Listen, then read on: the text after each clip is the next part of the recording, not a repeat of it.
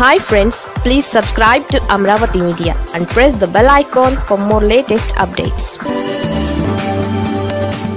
పేర్ని నానిపై ప్రభుత్వం ఇలా కక్ష కట్టిందా?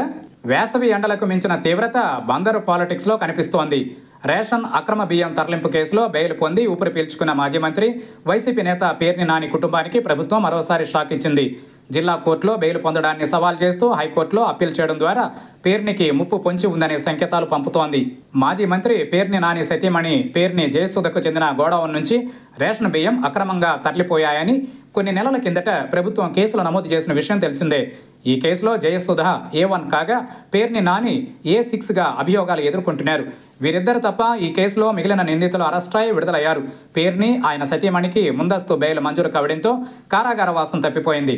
అయితే మాజీ మంత్రి పేర్ని విషయంలో రాజీ లేదన్నట్లు వ్యవహరిస్తున్న మచిలీపట్నం ఎమ్మెల్యే రాష్ట్ర ఎక్సైజ్ మంత్రి కొల్లు రవీంద్ర పట్టుబట్టి పేర్నిపై కేసును హైకోర్టులో అప్పీల్ చేయించాల్సిందిగా ప్రభుత్వంపై ఒత్తిడి తెచ్చినట్లు ప్రచారం జరుగుతోంది. పేర్ని జయసుధ బెయిలుపై పోలీసులు హైకోర్టును ఆశ్రయించడం రాజకీయంగా చర్చనీయాంశమవుతోంది.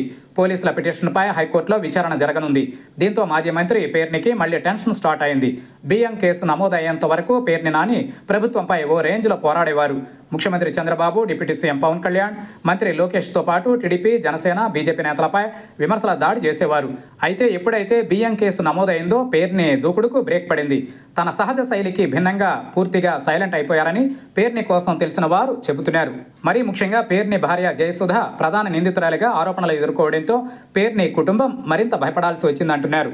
అయితే పేర్ని జయసుధ అరెస్టుకు ముఖ్యమంత్రి చంద్రబాబు అంగీకరించకపోవడంతో ఆమెకు జిల్లా కోర్టులో బెయిల్ మంజూరైంది. ఈ విషయాన్ని పేర్ని స్వయంగా చెప్పారు.